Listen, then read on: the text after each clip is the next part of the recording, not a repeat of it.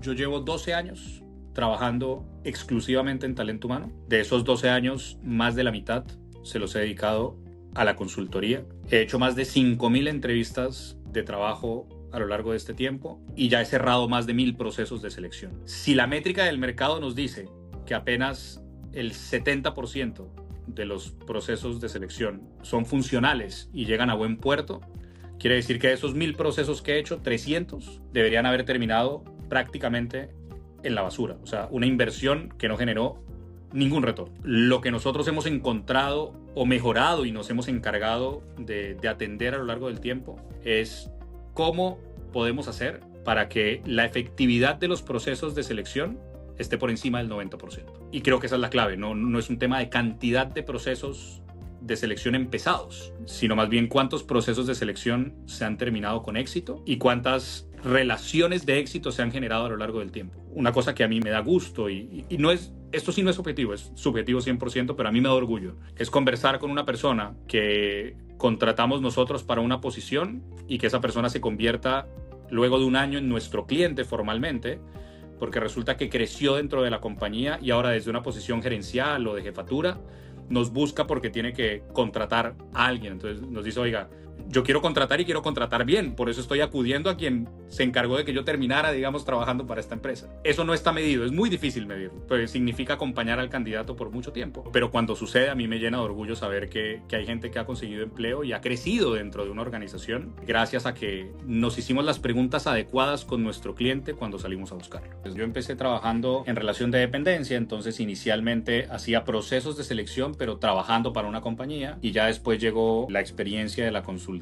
Y para quienes estamos en talento humano son como dos experiencias completamente distintas, pero hasta ahora yo creo que tendré encima que 5.000 entrevistas de trabajo fácilmente, entre operativas, assessment centers, gerenciales y unas 5.000 entrevistas. El tema ha cambiado por completo, el proceso de selección ha cambiado en su totalidad. Creo que ha cambiado para bien para quien trabaja en talento humano, porque hoy lo que tenemos es muchísimas herramientas que si las utilizamos a nuestro favor nos permiten hacer un muy buen proceso de selección. Pero otra cosa que es vital y que creo que haber trabajado en relación de dependencia ayuda. Yo tengo esto con algunas personas que han trabajado toda su vida en la consultoría y de repente no se entiende muy bien porque no estás familiarizado con lo que pasa antes y después del proceso de selección. Pero una cosa que me he dado cuenta que, por ejemplo, para nosotros en Intalent ha cambiado en los últimos 3 o 4 años es que un día nos dimos cuenta que el porcentaje de garantías que nosotros prestábamos, llámese garantía a un proceso que en los primeros 90 días de trabajo del colaborador que hemos elegido para nuestro cliente se cae porque la persona se fue, porque no cumplió con lo que se esperaba, por lo que sea. La garantía es el desastre para el consultor de talento humano porque eso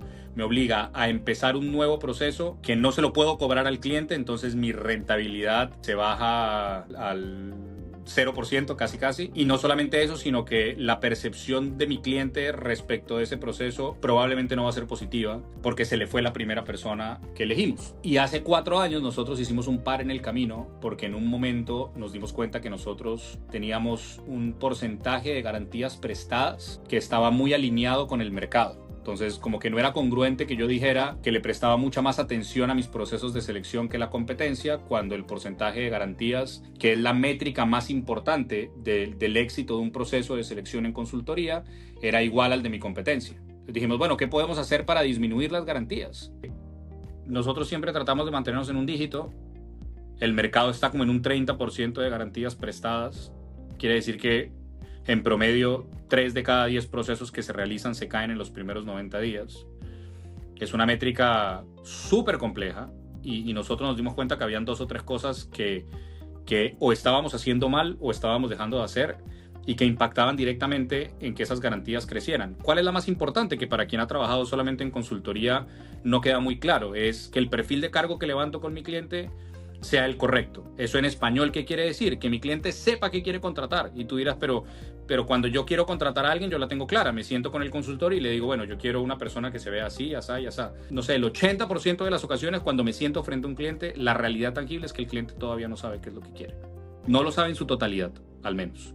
Nuestro trabajo, finalmente, digamos, el valor agregado que le ofrecemos al cliente es ayudarlo a aclarar esa parte al inicio, que sea como, bueno, es que yo quiero una persona, hace poco me pasaba con una persona que me pedía un gerente financiero y me empieza a decir primero toda la lista de Santa, ¿no? Yo quiero que sepa de SAP, porque yo tengo SAP, y quiero que tenga conocimientos en estrategia financiera, y quiero una persona que tenga seniority porque va a tener gente a cargo, que haya tenido experiencia de al menos 2 años liderando personas, bla, bla, bla. Me hablaba de un montón de cuestiones. Bueno, ok, perfecto.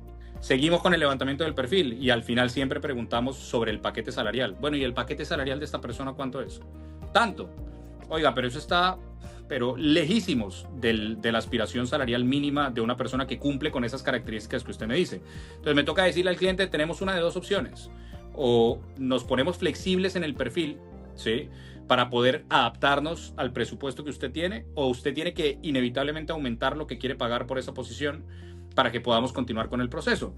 Ese ejercicio no se hace normalmente. Los departamentos de talento humano tienen miedo de decirle al gerente, oiga, lo que usted está pidiendo cuesta más. Y reciben el proceso desde el día 1, sabiendo que va a ser un proceso que se va a quedar ahí archivado. Se va a quedar ahí 3 o 4 meses, digamos, en carpetas, porque por supuesto que si tengo un presupuesto menor, los candidatos que consiga difícilmente van a cumplir con lo que mi cliente interno o externo está buscando. Es trabajar con el cliente en hacerle entender todos los costos ocultos que se generan alrededor de una contratación que no prospera.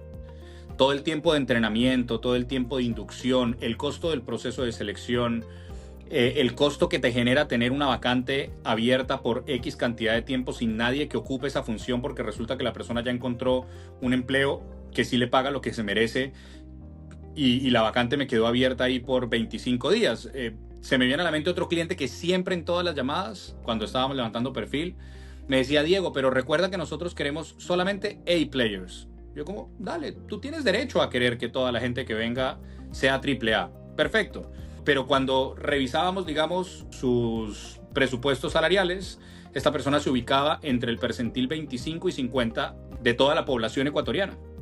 O sea, pagaba por debajo de la media. No puedes aspirar a pagar por debajo de la media y que vengan a trabajar contigo jugadores AAA todo el tiempo. Y cuando estábamos levantando el perfil, como que, claro, por esta cuestión de la subjetividad decían, pero yo encontré a Pepito. Sí, bueno, puede ser que encuentres una excepción a la regla, pero probablemente Pepito, lo que tú dices, en el momento en el que consiga una compañía que le paga lo que merece, se va, por más que le guste la empresa, por más que le guste el proyecto, por más que le guste lo que sea. Lo que a algunos empresarios les cuesta entender es que el principal motor de un colaborador cuando toma una decisión para insertarse en una compañía es que salarialmente al menos pueda suplir sus necesidades. Después vienen las otras cosas y hay un estudio interesantísimo de la Universidad de Harvard, pero que está adaptado a Latinoamérica, en donde se veían cuáles eran como los factores de satisfacción laboral. Y el estudio se encuentra con algo que yo esto lo conocí hace como 1 año y medio, pero probablemente es uno de los estudios más interesantes que he leído en los últimos 5 años, porque la conclusión principal es que en el mundo laboral y en el talento humano, satisfacción laboral e insatisfacción laboral no son antónimos. Oye, pero en el lenguaje, satisfacción e insatisfacción sí lo son. Ya, perfecto. En el lenguaje, en la semántica, satisfacción e insatisfacción son antónimos, en eso estamos de acuerdo. Pero cuando lo vas a ver en el mundo laboral y lo mides, resulta que la satisfacción y la insatisfacción laboral responden a criterios completamente distintos. Cuando en este estudio se le pregunta a un grupo de colaboradores, eran como 4.800 personas la muestra con la que se realiza, ¿qué les genera insatisfacción laboral? Hablaban de los malos jefes, de las malas condiciones de trabajo, de la ergonomía, del clima laboral, de un montón de cuestiones que si no estaban presentes generaban insatisfacción. Y cuando les decían, ok, entonces cuando eso está presente, ¿quiere decir que tú estás satisfecho? Decían, no, esos factores a mí no me generan satisfacción. Lo que me genera satisfacción es sentir que estoy aportando, sentir que estoy aprendiendo.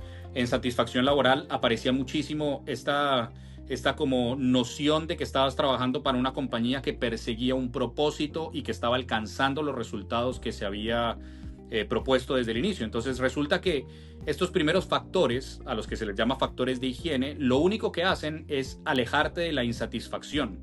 Te llevan como a un punto neutro, ¿sí?, en el que, ok, si a mí me das buen clima, buen jefe, me pagas a tiempo y yo en mi lugar de trabajo tengo buena iluminación y una silla bonita, eso a mí apenas me aleja de la insatisfacción, pero no alcanza para que me sienta satisfecho. Yo necesito otras cosas para tener satisfacción laboral. Entonces, lo que converso continuamente con el cliente es, oye, un salario que esté en la media o por encima de la media. Que el contrato que le ofreces a tu colaborador sea un contrato adecuado, o sea, que no utilices artilugios legales, digamos, para no tener una relación laboral adecuada con la persona que traes a trabajar contigo. Que le ofrezcas sus herramientas de trabajo, que le pagues a tiempo, eso no lo puedes vender como beneficio. Ese es el mínimo indispensable que le tienes que ofrecer a una persona para que quiera venir a trabajar contigo. Después, si tú quieres retener a alguien a largo plazo, ahí sí hablemos del proyecto, ahí sí pidámosle que se case con la cultura de la compañía, ahí sí hablemos del sentido de pertenencia y de muchas otras cuestiones. Pero el primer escalón, digamos, que tenemos que subir con nuestro cliente, sobre todo con los clientes nuevos en Intalent, es tener esta conversación que normalmente es una primera conversación compleja. Después de que la tienes, los procesos caminan súper bien y muy rápido. Hay una malla de 9 posiciones, que es un 9box, que te dice, yo para esta posición, ¿qué necesito? Yo no puedo aspirar que todos los colaboradores de la compañía sean A-players, porque eso, primero, que es irreal, y segundo, que tampoco es muy funcional, que digamos. Esta posición yo debería llenarla ¿con quién? Con una hormiguita de trabajo, alguien que venga a hacer todos los días su labor y la haga bien, que cumpla con el 100%, pero no necesariamente esté buscando escalar y crecer rápidamente. No, yo en esta posición sí necesito un caballito de batalla, una persona que se quiera comer el mundo y que quiera crecer en máximo 6 meses. Eso probablemente te va a ayudar a alinearte mejor con el perfil del cargo. Y hay otra herramienta del talento humano que no se utiliza tan seguido, digamos, sobre todo en compañías que no tienen un departamento de talento humano formalmente, y es la valoración de los cargos. Resulta que no todos los cargos son tan importantes para la compañía. Y esta también es una verdad dura, pero es la realidad. En Intalent, por ejemplo, nosotros hicimos valoraciones de cargo hace 2 años, creo que lo hicimos por última vez, y pudimos valorar cargos que tenían un impacto de 1, que era el mayor impacto, un impacto de 2 y un impacto de 3. Una vez que yo tengo una valoración de cargos realizada, yo ya sé que si mañana voy a salir a buscar una vacante que tiene un impacto de 1, o sea, el impacto y la importancia de ese cargo en la compañía es altísimo, pues ahí seguramente voy a tener que pagar muy bien. Probablemente me voy a querer ubicar en el percentil por encima del 75 para atraer a los mejores jugadores y poder retener a alguien. Si estoy abriendo una vacante que tiene un impacto de 3, de repente estratégicamente acá sí me puedo dar el lujo de pagar apenas en el percentil 50 o incluso un poquito abajo. Porque es una vacante que podría hasta rotar. Yo me podría dar el lujo de rotar cada cierto tiempo en esa posición sin que eso realmente me afecte de manera crítica. Esa información, cuando te sientas por primera vez con el cliente y le dices, bueno, ¿tú has valorado el cargo que vamos a buscar? La respuesta en más del 80% de los casos es no. ¿Tú sabes qué tan importante es el impacto que tiene esta persona en la compañía? La respuesta en más del 80% de los casos es, la importancia es altísima. Pero, o sea, no todos los cargos pueden tener un impacto altísimo. Entonces es regresar a temas tan básicos como trabajar con el cliente en ayudarle a diferenciar lo que realmente es importante e impacta a la última línea y lo que no tanto. Cuando trabajas en relación de dependencia y haces desarrollo organizacional o has contratado una consultoría para hacer desarrollo organizacional, nosotros en este momento estamos por empezar un proceso así con un cliente que ha crecido mucho en los últimos 2 años y ya encuentra necesario avanzar en estos puntos. De hecho, una de las cosas más interesantes que te da el 9box es saber que en los 3 cuadrantes de arriba tú tienes a la gente a la que le puedes ofrecer crecimiento, la gente a la que le puedes ofrecer un plan de carrera. Hay compañías que si tienen un buen trabajo de desarrollo organizacional hecho, y eso lo he conversado con algunos clientes y algunos clientes me dicen, es medio irónico, ¿no? Que cuando tú ofreces desarrollo organizacional, dejan de contratarte tanto para hacer selección de personal. ¿Por qué lo haces? Es como, bueno, en desarrollo organizacional yo probablemente firmo un contrato y un matrimonio de por vida con mi cliente porque siempre encontraré algo más que le puedo ofrecer. La selección de personal debería ser apenas la puerta de entrada para que yo empiece a trabajar con un cliente. Pero a mí la alta rotación no me conviene. no me conviene porque no le estoy generando un real valor a mi cliente. Cuando trabajo en desarrollo organizacional y empezamos a buscar formas, por ejemplo, de que no todas las posiciones que estamos llenando se llenen desde afuera, sino que le demos también oportunidades a algunas personas que ya trabajan conmigo y que han ido creciendo a lo largo del tiempo, pero que esto esté bien identificado y tenga una evaluación objetiva y no subjetiva, ahí realmente mi cliente siente que le estoy generando valor. Porque puede ser que me llame en algún momento y me diga, necesito buscar esta posición, y que si yo conozco muy bien su empresa, porque estoy trabajando con él en desarrollo organizacional, le diga, oye, ¿y no has pensado en llenar esa vacante con la persona X?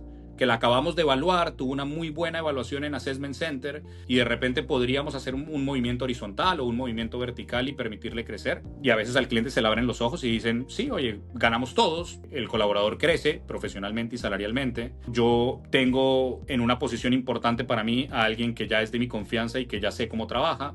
Me evito pagar un proceso de selección. Y de repente, si la vacante abajo queda libre, podría ser un proceso de selección más sencillo, pero para una posición que no tiene un impacto tan grande como la posición que pensaba buscar inicialmente. Lo que sugerimos nosotros es que las posiciones de mayor impacto sean posiciones que busques con un aliado externo, por una cuestión de objetividad y por una cuestión de delegar en un tercero que tiene un proceso muy formal y muy completo, una decisión tan importante como traer a alguien que tiene un impacto grande.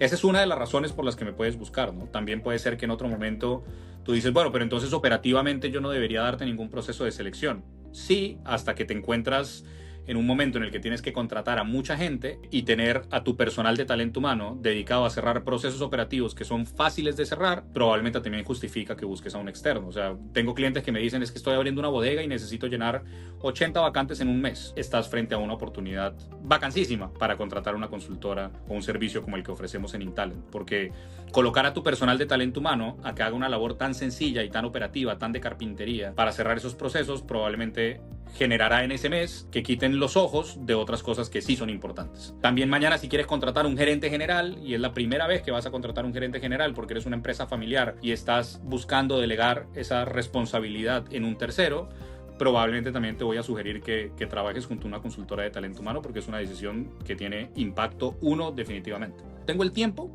Porque si no lo tengo, estoy frente a una situación que tengo que delegar. ¿Tengo alguien que sepa cómo hacerlo y que sepa cómo hacerlo bien? Porque si no tengo a alguien que sepa hacerlo bien, probablemente es algo que tengo que delegar. Y aún si tengo el tiempo y si tengo a alguien dentro del equipo que sabe hacerlo, ¿cuál es el impacto de esta posición? Porque si el impacto es muy alto, probablemente igual vale la pena que contrate un servicio especializado. Yo sé lavar carros, porque cuando era chiquito la mesada me la ganaba en parte porque ayudaba a lavar los carros en la casa, digamos, ¿sí? Pero si mañana me regalan un Ferrari, no me atrevo ni de cerca a tocarlo, ¿sí? Cero. Yo lavo un Toyota y hasta ahí, ¿sí? Probablemente si mañana me parquean un Ferrari afuera de la casa, voy a buscar a un experto para que cuide esa gema, ¿sí? Creo que la lógica es la misma. Si voy a contratar a alguien que va a tener un impacto gigante en la organización, también debería buscar apoyarme en un consultor. Los tiempos varían dependiendo de si es un proceso operativo o es un proceso estratégico. Hay procesos estratégicos que, dependiendo de la importancia, pueden estar por encima de los 40 días para hacer un buen proceso de selección. Hay procesos operativos que tienen como media de cierre entre 15 y 20, a pesar de que nosotros, dependiendo de la carga, nos podemos adaptar y hemos cerrado procesos en masa hasta en 3 o 4 días. Esa es una cuestión que también vale la pena preguntarse, ¿no? ¿Qué tan urgente es el proceso? Porque si estoy frente a un proceso muy urgente, de repente vale la pena que me siente con alguien que me pueda ofrecer al menos algunas garantías, porque pueda ser un proceso muy rápido, pero que igual sea un proceso sólido. Yo tengo la capacidad de rápidamente cumplir con ciertos filtros que de repente, si lo hago yo mismo dentro de la empresa, pues me tomen un poco más de tiempo. Y los costos casi siempre van en función del salario de la persona. Si es un proceso gerencial, probablemente estemos hablando de un 140, desde un 120 realmente hasta un 150% del ingreso de la persona que vas a contratar, entre fijos y variables. Y si estoy haciendo posiciones más operativas, probablemente el presupuesto sea de un salario, a pesar de que sí, cuando haces contratación en masa, y eso es importante que las compañías lo sepan, y creo que es conocimiento válido, porque tú dirás, bueno, pero tú solito estás diciendo que te vayan a pedir descuento. Sí, pero yo feliz de la vida le doy descuento a quien contrata más de 10 procesos al año conmigo. Más bien, Lo que deberían saber las compañías es que si tú estás dispuesto a delegar una parte importante de tu reclutamiento, el proceso no tiene por qué costarte un salario cada vez que lo hagas. Nosotros tenemos acuerdos en donde el porcentaje está por debajo del 100%, pero porque tengo clientes que yo sé y me aseguran por contrato que me entregan 15, 8, 7 procesos al mes. El proceso de selección es la puerta de entrada, pero cuando me contratas para hacer desarrollo organizacional, esto es un matrimonio de por vida. Yo todos los años te voy a pedir, si tienes contratado un servicio de desarrollo organizacional, yo todos los años te voy a pedir que hagamos una evaluación de desempeño. Y en las evaluaciones de desempeño va a aparecer quiénes sí están cumpliendo y quiénes no están cumpliendo. Eso me permite planificar de antemano un proceso de selección que de repente se va a demorar 45 días, pero puedo tener listos a los candidatos para que en el momento en el que tome la decisión no tenga que tener esa posición vacante por 45 días. A nosotros nos acaba de pasar en el restaurante que habíamos hecho una evaluación de desempeño y sabíamos que había una vacante que iba a quedar abierta en los siguientes 30 o 40 días. Si ya lo sabíamos, pues lo lógico era que empezáramos el proceso de selección. Se dieron las cosas como sabíamos que se iban a dar. Esa posición va a quedar vacante en unos 6 o 7 días, pero yo ya tengo candidatos listos para que incluso tengan una oportunidad de oro, que es que sean entrenados por la persona que está saliendo. Cuando tú levantas un perfil de cargo, hablemos del documento, digamos, madre, que te permite guiar un proceso de selección. Cuando tú completas un perfil de cargo, lo primero que completas es cuál es el objetivo de la posición. Y hay gente que llena eso con ChatGPT. Y yo digo, oye, no, dedícale 5 minuticos a llenar el objetivo, la misión del puesto o el objetivo de la posición. A eso dedícale de verdad un tiempito, porque es lo que le vas a decir al candidato. Cuando el candidato te diga, un buen candidato siempre te va a preguntar, oye, ¿y qué se espera de mí en esta posición? O ¿cuál es la forma en la que me van a evaluar a mí para saber si he cumplido con lo que ustedes buscaban cuando me contrataron? Un candidato que te pregunta eso tiene la mitad del proceso ganado, pues porque de verdad que está alineadísimo a los resultados. Yo tengo que saber qué contestar. Y eso que voy a contestar, si soy consultor, si soy el asistente de talento humano, si soy el jefe directo, eso lo voy a encontrar en la misión del puesto. Resulta que la misión de este cargo es tal. Eso me permite a mí transformar esa misión en un parámetro de medición y comunicárselo al candidato. Debería hacerlo yo proactivamente y no esperar a que el candidato me lo pregunte. Eso como primer punto. Después los conocimientos específicos, y ahí sí vamos a hablar de la formación académica, de cuáles son los idiomas que la persona debe conocer. Yo tengo una métrica levantada, por ejemplo, en Quito, en el restaurante que tenemos en Quito, sabemos que tenemos un porcentaje mucho más alto que en Guayaquil de comensales extranjeros. Entonces, claro, cuando hago un proceso para la sala en Quito, el idioma inglés hoy es mandatorio, porque lo necesito. En Guayaquil no. Entonces ahí voy definiendo, ¿no? Hace un tiempo hablábamos de un proceso chistosísimo que era un arqueólogo marino. Si estoy buscando un arqueólogo marino, chévere que se sepa comunicar, chévere que tenga habilidades de liderazgo, chévere que sea planificado, pero tiene que saber bucear. No me sirve que solamente sea arqueólogo, porque la parte de marino implica obligatoriamente que el tipo se pueda meter al agua y sepa cómo pasar 40 minuticos, digamos, abajo. Yo no podría aplicar esa posición porque buceé una vez en mi vida y la ansiedad me mató. Entonces, chao. Así hubiese estudiado arqueología en el mejor lugar del mundo, esa posición no es para mí. Esta segunda parte, digamos, la tiene salvada también en el perfil del cargo, ¿no? ¿Cuáles son los conocimientos específicos, la formación académica, los idiomas, las herramientas que esta persona debería conocer? Y la última parte, que es la parte más importante, es la parte en donde hablas de cuáles son las competencias blandas que estás buscando y ojalá un buen proceso de selección. ¿Cuál es el tipo de personalidad que podría acoplarse de buena forma a la posición que estás buscando? Y el tipo de personalidad va a depender de un montón de cosas. Si yo estoy buscando una posición comercial, probablemente voy a querer una persona que puntúe muy alto en influencia. Que cuando hace pruebas psicométricas, que cuando hace conmigo una entrevista de incidentes críticos o cuando participa en un assessment center, la parte de la influencia puntúe muy alta. Yo estaba buscando hace poco una posición de inventarios para una compañía que nos contrató. La parte del seguimiento de procesos y el orden era vital, porque en inventarios eso es vital. Entonces, cuando estoy buscando en personalidad, no solamente busco a alguien que tenga experiencia de 2 o 3 años en posiciones similares, sino que sé qué es lo que tengo que ver cuando vaya a ver su evaluación de personalidad. Si hay alguien que puntúa muy alto en conformidad, que es la parte de la personalidad que te habla del seguimiento de normas y procesos, voy a decir, chévere, esta es una persona que es un buen fit para mí. Pero si voy a un assessment center y me encuentro con alguien a quien le cuesta planificar, alguien a quien le cuesta organizar ideas rápido en su cabeza, probablemente así tenga 15 años de experiencia haciendo inventarios, voy a decir, bueno, no sé si de repente es el mejor fit para esa posición.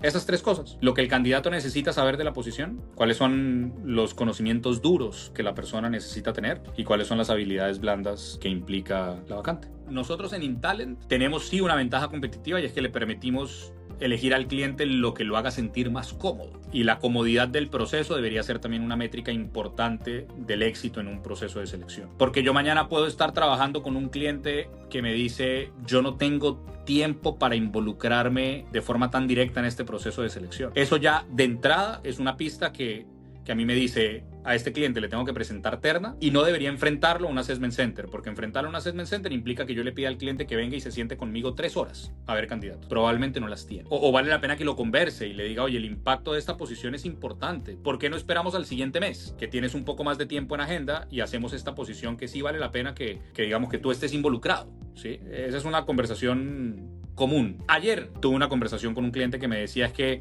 me acabo de ganar un nuevo contrato y estoy muy enfocado, digamos, en cuestiones particulares que implica organizar a ese nuevo cliente al que estoy atendiendo. Y me decía, claro, y en paralelo cerrar una posición de jefatura me es complejo, no hay problema. Prefiero que dejemos el proceso en stand-by y que en abril, que tú ya vas a tener más organizadas las cosas y que voy a poder tener tu atención de manera muy, muy clara con este proceso, bueno, en abril retomamos el proceso y lo hacemos bien. Pero hay otras posiciones en las que de repente no necesito tanto participación o tanto involucramiento, entonces ahí puedo revisar un long list de 8 candidatos, elegir a los 3 o 4 que mejor se adaptan y hacer entrevistas para quedarme con 1 o 2 finalistas. Como también puedo trabajar con clientes que me dicen, yo quiero ir directamente a un assessment y que el assessment sea como mi primer filtro, a pesar de que logísticamente sí implica un esfuerzo lograr que 15 personas se junten. Sí, bueno, pero lo bonito del assessment es que una vez yo he logrado acoplar agendas de 15 candidatos y he logrado que mi cliente se involucre en esas 3 horas,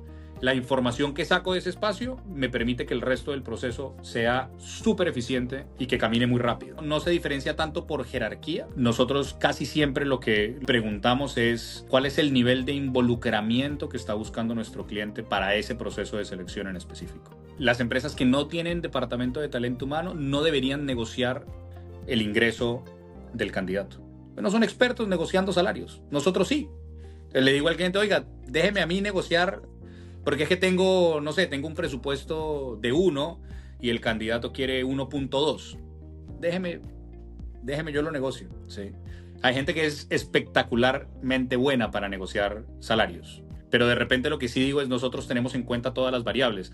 ¿De qué me sirve lograr convencer a un candidato de que venga a trabajar conmigo por la mitad de su aspiración salarial si regresamos a lo mismo que hablábamos al inicio, si después de 6 meses se va a ir cuando le hagan una mejor oferta? Entonces, digamos que si ya contrataste una consultora para que haga el proceso, permite que la consultora también te acompañe en el proceso de negociación del salario y del ingreso. Lo siguiente que debería hacerse siempre es cerrar el proceso de selección con una carta oferta. Y a veces también lo pasamos por alto. Y cuando lo pasamos por alto, la cuestión es que de repente el candidato llega y una semana después dice, pero es que a mí me dijeron que, no sé, que los viáticos de alimentación estaban cubiertos. Y el cliente dice, no, yo nunca dije eso. Y no tengo a qué remitirme. Cerrar cualquier negociación, habiendo dejado por sentado lo que se negoció, es vital para que después yo pueda acudir a algo que me permita revisar qué es lo correcto. Entonces nosotros tratamos de que todos los procesos se cierren con una carta oferta, que nuevamente no es copy-paste y enviar, no, es sentarte a revisar conscientemente lo que tú le estás ofreciendo al candidato. Si hay candidatos, acá en Ecuador particularmente, a los que tenemos que enseñarles incluso en esta fase del proceso la diferencia entre un salario bruto y un salario neto. Pero es importante que lo hagamos en ese punto para que si el candidato no lo conoce, antes de firmar la carta oferta, sepa cuál es la diferencia de lo que está escrito en el papel. Y lo tercero, que ya es el cierre absoluto del proceso, es todo proceso de selección debería terminar enlazado con el paso siguiente, que es la inducción. Hay posiciones que en los primeros 90 días se caen, no tanto porque el proceso de selección no haya sido el adecuado, sino porque no tuvimos un proceso de inducción. Es que yo me fui porque el proceso de selección salió muy bien, pero cuando llegué no hubo quien me entrenara. Pasa un montón. ¿De qué me sirve haber invertido esfuerzos, tiempo, recursos económicos en un proceso de selección si después en lo siguiente, que era acompañar a esta persona en la primera semana o en el primer mes, no lo estoy haciendo de forma adecuada? Y de eso sufrimos todos. Yo de hecho hago el mea culpa y hoy, por ejemplo, sé que en InTalent uno de los temas que tenemos que atender en el 2025 es mejorar de forma tangible nuestro proceso de inducción.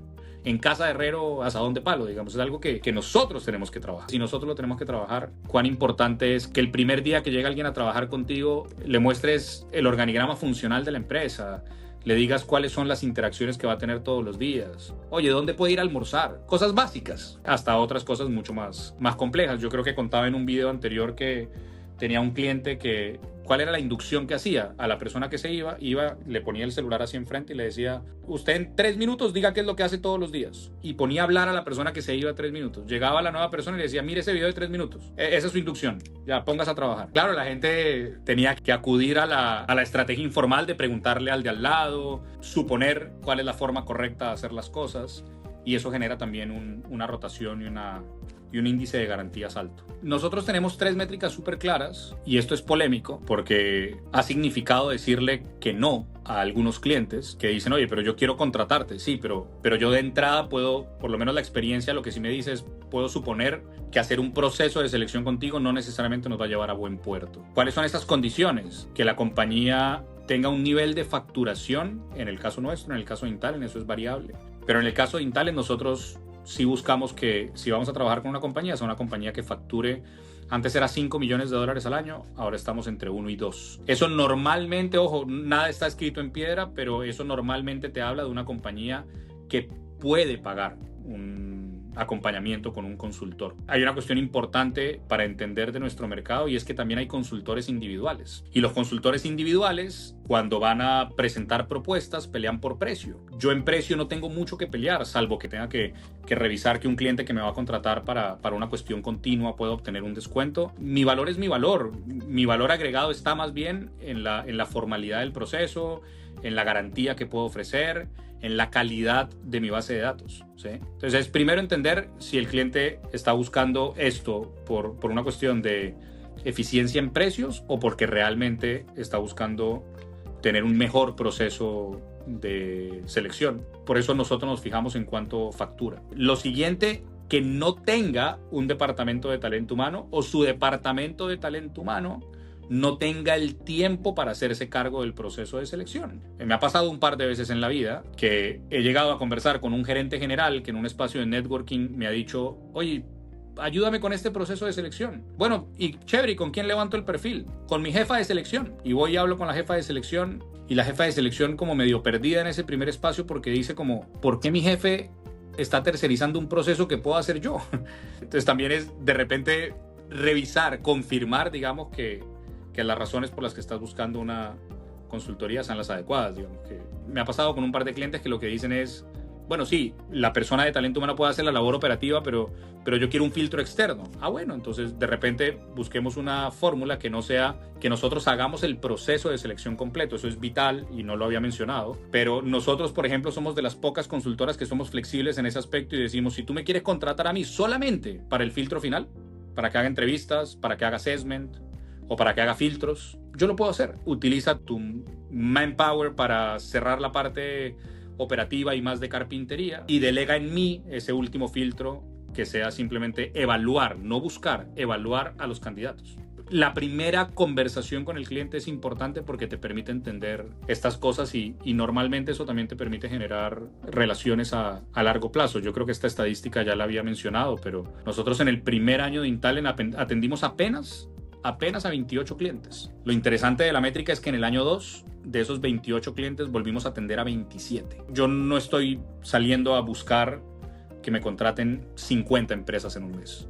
Más bien, una vez he logrado generar un lead que es funcional con un cliente nuevo, más bien lo que busco es la oportunidad de trabajar con un cliente no solamente en selección de personal, sino hacer desarrollo, hacer capacitación, revisar su proceso de inducción, tocar esas otras variables de la ecuación que hacen que el manejo de su personal sea más adecuado.